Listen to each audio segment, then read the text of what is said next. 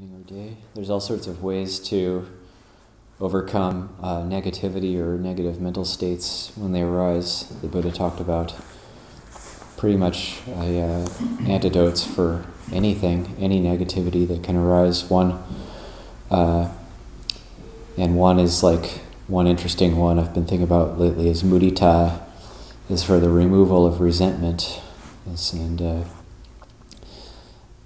also, like, along those same lines, like, if we're having a rough day, or sometimes we have good days and sometimes we have bad days, like, we use the phrase in English, like, we woke up on the wrong side of the bed, and so sometimes we just feel low, and sometimes we feel up, and when we're feeling low, it's good to just reflect on it and think sometimes gratitude, thoughts of gratitude can be brought up, or just like appreciation for all the good things we have or all the goodness that we've received.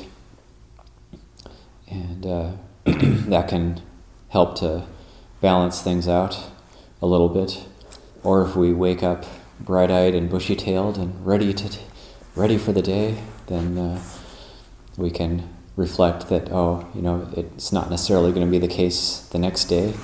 So we can develop this appreciation for feeling good for the time being, knowing that's going to change as well, and that can bring us like sort of a little bit into balance. If we're a little bit too high, then we get that we need to be brought into balance as well. So I remember I used to go up and down really like this early on as an Anagarika, and a lot of times practice was going very well, and I'd wake up and feeling super great, and the mind super bright, and like, it'd be like, somebody asked me how I'm doing, I'd be like, really good.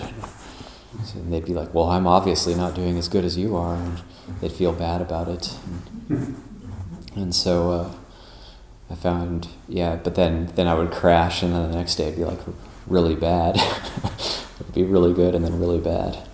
So just bringing things back into balance, and it's okay if the mind is a bit fuzzy. It's okay if the body isn't that comfortable. There's going to be little aches and pains. This is just no matter how healthy we are, or no matter how much yoga and qigong we do, or how in balance our body is, there's always going to be just the having a body, just the sheer fact of having a body. There's heaviness, the blood is flowing, the body itself is never still.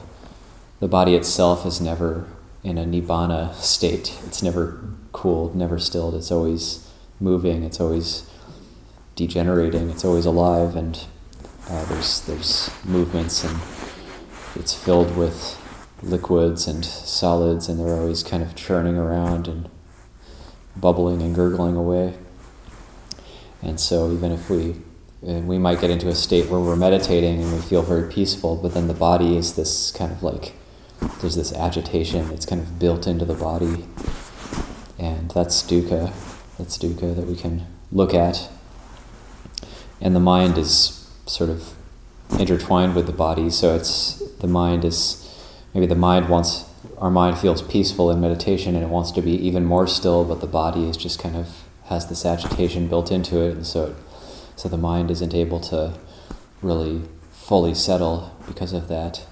And what has to happen there is the mind needs to, when we reflect on the body, and the Buddha has us stay in the body and reflecting on the body so we can see dukkha, and then when we can see dukkha more clearly, then the mind can start to extract itself from taking refuge in the body, then it can become more peaceful. So it's not about making the body as comfortable and as still as possible, but it's more about getting the mind to be okay with whatever state the body is in at any given time. And when the mind becomes more accepting and surrenders to the situation that we're in, that's when things can start to happen. So as we go about our day, can think about that's something worth thinking about. Leave that for reflection.